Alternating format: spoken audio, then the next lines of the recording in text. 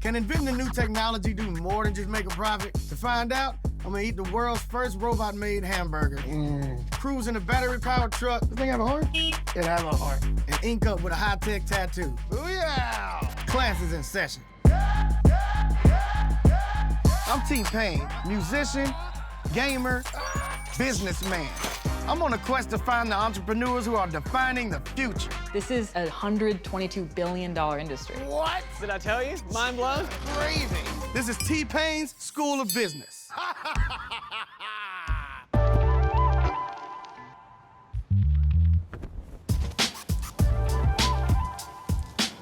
love burgers, as you can see.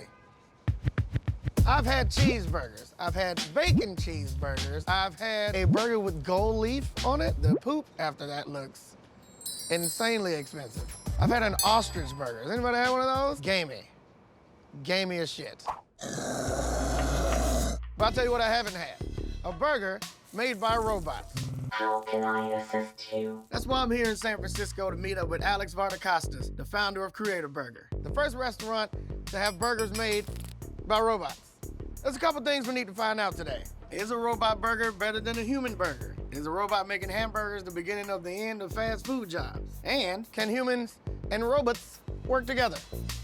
Why not? Anything's a sex robot if you're brave enough. Tell me what's going on in here, because it's pretty busy. Creator is like dining in the future, man. We have a crazy machine over there that's gonna make the freshest burger you've ever had and ingredients that are just way better than anything at this price point. So Really? I hope you're hungry. I am pretty hungry. I didn't eat this morning. This is the world's first restaurant to fully automate a major segment of food. Staff takes your order through an app and the robot starts up. This culinary utensil is all electric, has 350 sensors, 20 computers in it, and it makes a burger in about 5 minutes flat. Science. How'd you get into this? What brought you to this point? I have a technical background. I did physics in school. Oh, wow. But before that, I grew up flipping burgers in my mom's restaurant. Solid. Yeah. This is all coming together. I'm seeing it. I was basically born into a restaurant, man. Okay. So when you make that many burgers and you talk to that many customers, take that many customer orders, you can't help but see a better vision for how things could be, right? I get that. And so I saw in my physics program they had these amazing machines that could do incredible things, super precise, right? Yet here I am going back to just like manually doing this, Right. you know? And Absolutely. yeah, finally one day I realized no one was doing it. It was like, you know what? Fine. I'll do it. Yeah, absolutely. Exactly. Did you have to dive into robotics just out of nowhere? And I spent a few months just plowing through mechanical engineering textbooks, electrical engineering textbooks, and yeah, it took me 2 years, but man, it worked, all right? But you did it. You did it. Yeah, It worked exactly. out. Here's a tip. Figure it out. If you don't necessarily know what you're doing, learn. Pick up a book. You just might invent something sweet like Alex did. All right, so check this out. We're gonna start at the top here with these brioche rolls, okay? Okay. And next step, we're gonna slice it to order, That's fire. and then it goes on to the toaster. Not gonna lie, this is satisfying as hell to watch this. So with the sauce, we can dispense sauce down to the milliliter. You're getting this really crispy, juicy slice. It's not wilted, it's not dried out. The best part is that the device right now grinds meat to order from chunks of steak. How much does the burger cost? $6. $6. That's ridiculously low. Now that Alex doesn't have to pay cooks, he can use higher quality ingredients without raising the price of the burger. And bonus, the workers here don't get covered in meat juice. I'm about to see what it's like to have a robot as a coworker. Maybe it'd be good. Can't gossip with it though. The robot may make all the food, but good old-fashioned people are still a big part of the customer-centered experience. Hey, your brother, enjoy that. Don't eat it too fast. Gums up the works. Alex's robot has none of the problems of human kitchens. It's always consistent, it never gets behind, and it tells you when it's running low on ingredients, like buns, for instance. Just stack them on top so it's easier for us. Absolutely. And you're gonna start pulling them off and drop them into there. Boy! Coming around with asses. Boom. Lint. We're good. And there we are. Good. Buns. Go get you some. So I can get anything I want right now. Yep. Let's just get one of everything. All right, that'll be it for you. That's it for Let's me. start a checkout. Can I get a name for this order? Teddy. Coming up on T-Pain's School of Business, I get my hands on a robot burger. Let's get it on. And later, I agree to something that I already regret. Never thought I would do this in real life.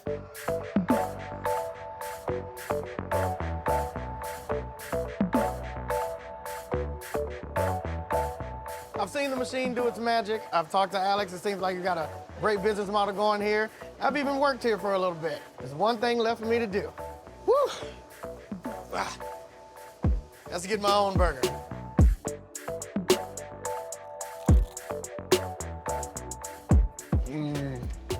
What did you think of the burger?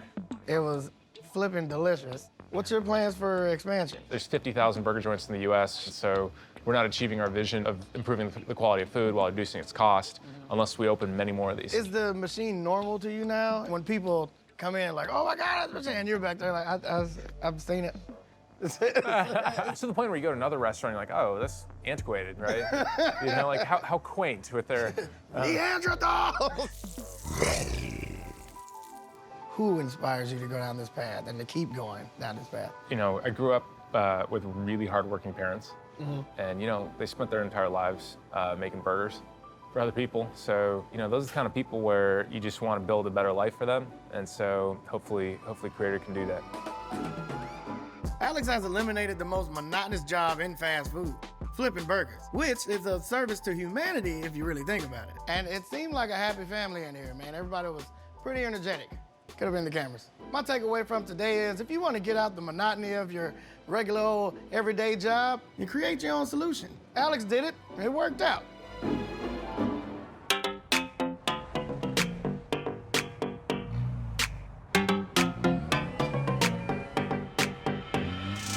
I like to order shit, a lot of it. There's literally a room in my house that used to be a living room, but now we just use that for boxes. Electronics, kids' toys, kitty litter. What I never think about is like the chain of the delivery. One of the most terrible things that my wife keeps telling me about is a damn carbon footprint. The second you hit that payment button, there's something getting put on a ship overseas. The ship takes the containers to a big truck yard. The truck picks up the container. It has millions of other people's boxes touching my box. The truck gets to the post office or the Amazon office to a smaller truck. There are a ton of semi-trucks. We got a problem. They're responsible for 25% of greenhouse gas emissions. That is insane. That's why we're here in North Hollywood, to see if I can get some help and get my wife off my ass and see if we can help the environment at the same time. I'm here to meet Gio Sordani, who runs a company called XOS Trucks. They're the first to market with electric semis. That's right, they beat Elon Musk, Mr. SpaceX himself, in the race to get an electric truck on the road. My question is, how the hell they do that? And are they gonna save mankind? Well, let's see. Tell me what you got going on here, man. So we're a transportation lab that builds solutions to help diesel fleets make the switch to electric. We're tackling the easy part of the problem first. About 70% of the commercial vehicle market is actually doing 150 miles or less. Those short haul distances that return to home base at night where the operator can plug in and charge up overnight. How difficult has it been to start pitching these things to, you know, people that are kind of set in their ways? We're not expecting anybody to make the change just because they're nice and they like the environment or they want to do the right thing. People are analyzing how much they're saving on fuel, how much they're saving on maintenance. It's very much a strong economic case to be made for switching to electric. Pizzle tip. If you want to raise money to save the planet, show investors how they're going to make money in the long run. What motivated this whole thing? So I grew up here in Los Angeles. You're probably familiar with the smog, and we'd have recess canceled when we were kids because the smog was too bad. So I have a personal stake in cleaning up air quality. I think our generation in particular, the young folk these days, really do feel a responsibility to kind of course correct. And we didn't want to wait for somebody to do that for us. I think it's time to start now. And just how did Gio and his team bring their vision of futuristic electric trucks to the marketplace? They did it with this innovative battery. What's crazy is when they started the company, there was no battery that would work in an electric truck, so they had to really design their own. A lot of, customers and engineers and other people said, this doesn't make any sense. You're gonna never build a truck that can pull 80,000 pounds with just batteries and electric powertrain. Wow. Yeah, it's been a long process. Oh, I think you could. Gravy. Yeah, so that is ET1. ET1. A fully electric semi-truck. It's blowing my mind right now. This is what a lot of people said would never work, so we built it to show people that it's real. Wow. Pizzle tip. Just because no one's done it before doesn't mean it can't be done. Oh, man. I've driven my tour bus a bunch of times. Crashed it once. Uh-oh. The XOS team wants to tackle all short-haul trucking so they can reduce the carbon footprint of every delivery on the planet.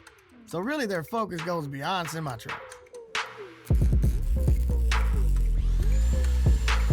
That's a full UPS truck.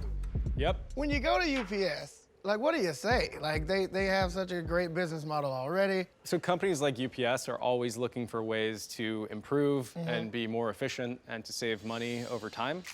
This is the basic architecture of an electric truck. There's usually a huge diesel engine, but we get rid of that and the transmission. That's just straight drivetrain right there. That's it, huh? So that's basically a big version of what you'd find in a passenger car or even an e-scooter. And that'll push the weight. Exactly. In just over 2 years, the XOS team went from inspiration to a working electric semi-prototype that convinced UPS, the largest package delivery company in the world, to give them a shot. So how'd they do it? What was the process of getting that UPS deal? It's really persistence, actually. So after a few months of running into net conferences and sending emails and making calls. Oh, so this wasn't like a quick call, you guys want to sit down? We eventually got them out here and showed them what we're building and the practicality of the business model, and they got really excited about that. Awesome, that's dope. We're gonna do some delivering. We're gonna go through the whole chain, all the way up to the door, just so I can get a better idea of how Geo is saving the world. Let's go.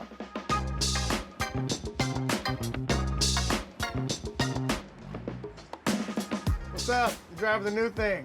Hit it, Timmy. Each day, a diesel semi-truck on a short haul emits about 11.7 tons of CO2 into the atmosphere. Meanwhile, an electric semi on the same route emits 0 CO2 into the atmosphere. It handles pretty normal, actually. Everything still feels the same, just quiet.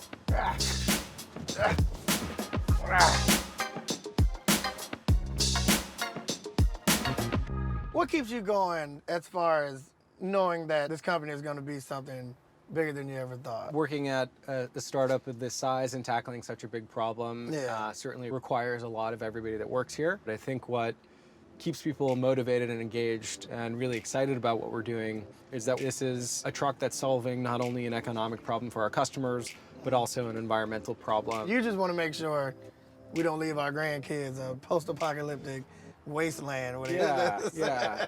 If we could focus on this, and there's other people worried about cleaning up the ocean and planting trees and all of the other things we need to get right to stay on this planet long term, I think we can make it. The good thing about what Geo has done here is he's not trying to take over an industry. He's trying to improve one. He did it in 2 years. That's how long it took Elon Musk to get his hairline back. Hey. That is insane to me. So what better way to make me feel better about ordering everything on every page of Amazon, knowing that it's gonna show up in one of these trucks and I'm gonna lower my carbon footprint. No question. Get my wife off my ass. Shout out to Gio for doing this for me, man. Oh, you want it? Oh, this is the new electric joint. What's up, bro? Let me get that G. That's how you boss up. Electric trucks. Get the right of way. Oh no, he's pulling up a lot. Coming up on T-Pain's School of Business, I'll become a tattoo artist. Please don't suck.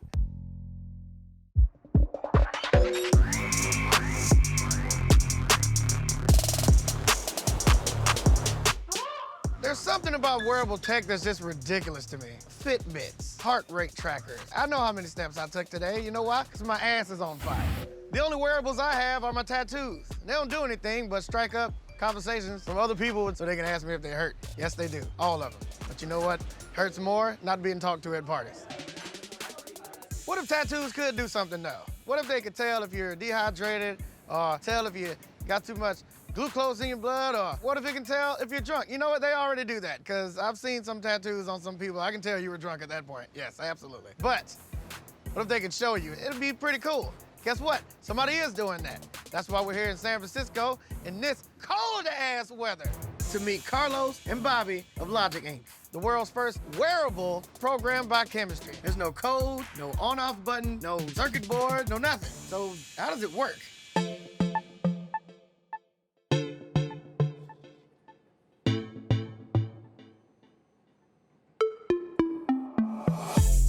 Tell Tell me what makes your wearables different from the 1,000 that people try to push down my throat. When you think about the current state of wearables, these are devices that tend to be really bulky, expensive, and invariably require yet another device. What was the inspiration behind the product at all? We were thinking about how to program apps, but in matter directly, you know, not with software. And then we said, well, sensors is the first choice because it's non-invasive. We make these programmable tattoos that tell you something about your body. There's a huge concern in certain populations about overexposure, UV. Absolutely. So the first one we started with was UV. How do you program it if there's not any other component that's used with it? They're programmed not with electronics, they're programmed with chemistry or biology. Right, right. All the logic is in the ink.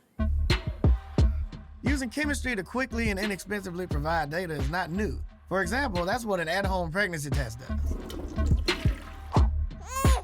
But what makes LogicInk unique is that they're putting chemicals in ink that react to your body and the environment. And they put the ink in a stick-on tattoo that's screen printed, pretty much the same way you screen print a t-shirt. Make it a little cooler. That's what they need to make. Lab hoodies.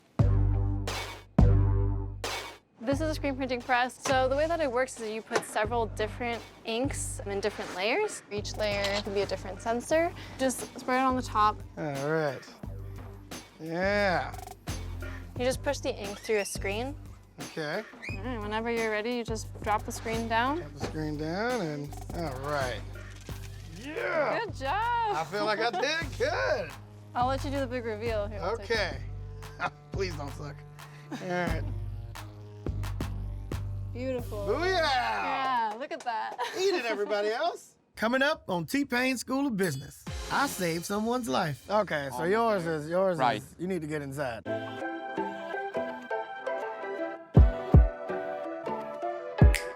I've seen some cool science experiments today. It's been real fun. But the real thing I want to know is, how does an early stage tech company make it? Where are you guys getting adequate funding? Was a constant effort, fundraising. This is by far the earliest stage, smallest company I've ever been in. Kind of where we are as a company is much more challenging, but it's also much more rewarding. Are you guys in stores right now? Our website, you can buy Okay. LogicInk UV. Our goal is ultimately to reach out to everyday people who don't necessarily think of themselves as geeks that wear wearables, Right, right. but still want to be aware of what's going on in their body. Was it a struggle or a sacrifice to get this company going? It's an ongoing struggle in so many ways. Okay. You're giving up so many things, you know, hours of sleep, starting with that. All the time. Team dynamics that you're trying to, you know, figure out how to continuously solve. There are sacrifices for everybody. I can tell you right now, everybody right now is underpaid. Hopefully we'll get the next round of funding soon. That will gradually start changing. Bobby and Carlos, they got a good business model. All I need to see now is how it works. I want real life applications. I think I have the perfect place to test that out. We're going on a boat. T-Pain on a boat.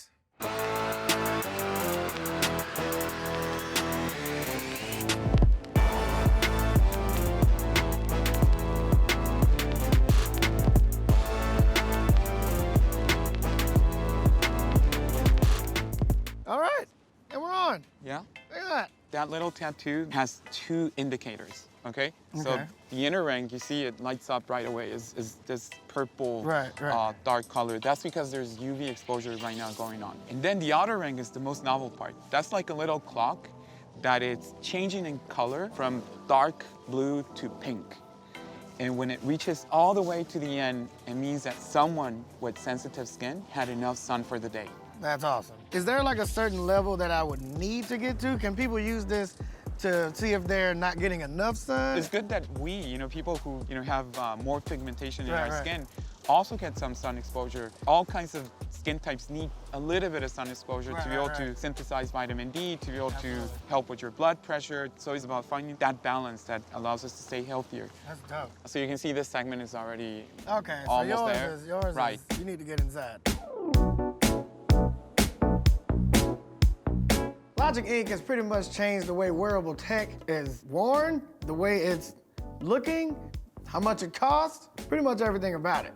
The founders of LogicInk have a higher purpose though. It's all about wellness. You can see if you're drinking enough water. You can see if you're too high. You can see if you're too drunk, and having that information will give you not only less trips to the doctor, and also make your body look a little better than mine.